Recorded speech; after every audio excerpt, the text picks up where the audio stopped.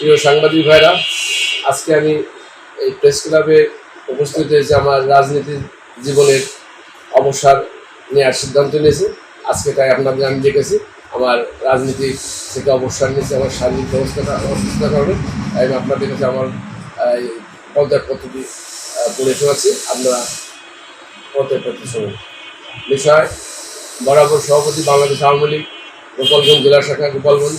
বিষয়: রাজনীতি থেকে অবসর গ্রহণ প্রসঙ্গে। প্রিয় সাংবাদিক ভাইরা, যথাবিধি সম্মানপূর্বক বিনীত নিবেদন এই যে আমি নিম্ন স্বাক্ষরকারী গোপালগঞ্জ জেলার মকসুদপুর পৌরসভার ৬ নং ওয়ার্ডের বাসিন্দা।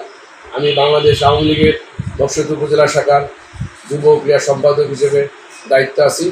বর্তমানে আমি হৃদরোগে আক্রান্ত সহ শারীরিক নানা সমস্যা ভুগছি।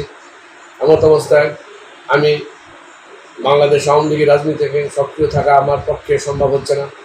আমি দলীয় পদসহ রাজনীতি থেকে অবসর যাওয়ার সিদ্ধান্ত গ্রহণ করেছি। প্রিয় সাংবাদিক ভাইরা, আমি স্বেচ্ছায় বাংলাদেশ আওয়ামী লীগের সকল ধরনের রাজনৈতিক কর্মকাণ্ড থেকে অবসর গ্রহণ করলাম।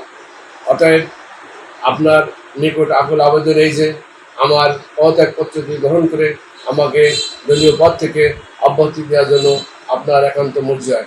বিনীত নিবেদক মোহাম্মদ কামরুজ্জামান কামাল, যুব ক্রীড়া সম্পাদক, বাংলাদেশ আওয়ামী লীগ মকসুদপুর উপজেলা শাখা। আসসালামু আলাইকুম। সাংবাদিক ভাইকে ধন্যবাদ।